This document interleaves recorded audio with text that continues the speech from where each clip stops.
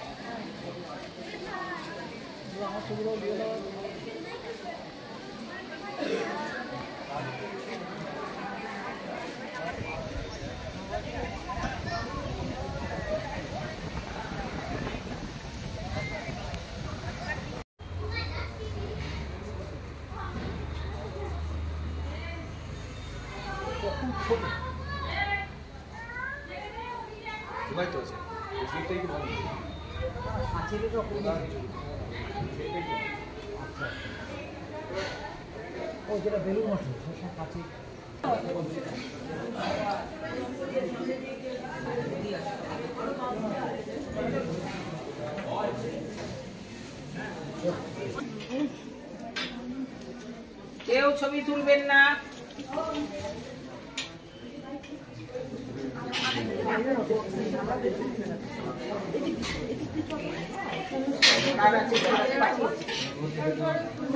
ওই জন্যই তো চলো চলো চলো, যাদের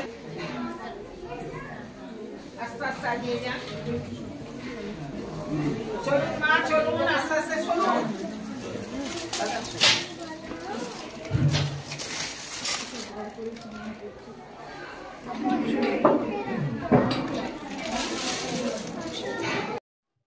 এই মায়ের তিথি পূজা যেমন প্রতি বছর হয় সেইভাবেই এবারও ওটা পালন করা হবে এবং এটা 172তম মায়ের তিথি পূজা পালন করা হবে।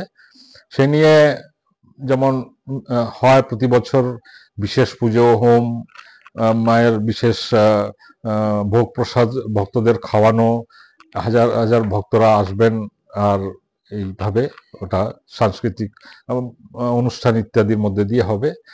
এর মধ্যে বিশেষ রয়েছে দুইজন ভালো বক্তা মায়ের বিষয়ে বলবেন, তারা আসছেন। তা সে নিয়ে আমাদের বড় একটা আগ্রহ। ধর্মসভা যেটা বিকেলে 3টার থেকে হবে, সেখানে রহরাতে স্বামী বিবেকানন্দ যে কলেজ আছে তার প্রিন্সিপাল মহারাজ আসবেন, উদ্বোধনের এডিটর মহারাজ আসবেন।